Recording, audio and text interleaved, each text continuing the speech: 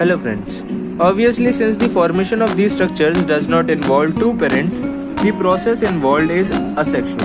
In some organisms, if the body breaks into distinct pieces, fragments, each fragment grows into an adult capable of producing offspring, example Hydra.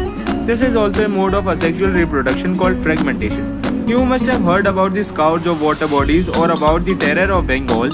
This is nothing but the aquatic plant, water hyacinth, which is one of the most invasive weeds found growing wherever there is standing water. It drains oxygen from water, which leads to death of fishes.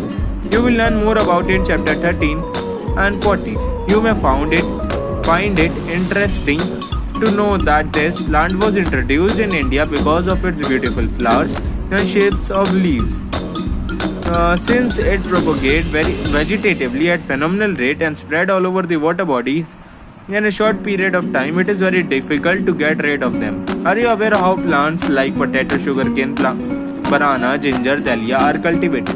Have you seen small plants emerging from the buds called eyes of the potato tuber from the rhizomes of banana and ginger?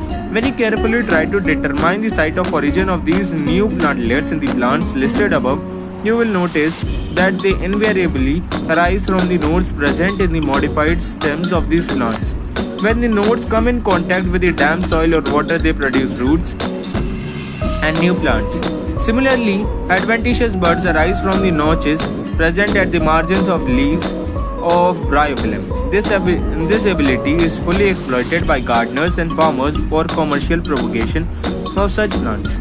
It is interesting to note that asexual reproduction is the common method of reproduction in organisms that have relatively simple organization, like algae and fungi, and they shift to sexual mode of reproduction just before the onset of adverse conditions. Find out how sexual reproduction enables these organisms to survive during unfavorable conditions.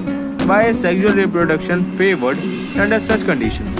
Asexual, vegetative, as well as sexual mode of reproduction are exhibited by higher plants. On the other hand, only sexual mode of reproduction is present in most of the animals. Thank you.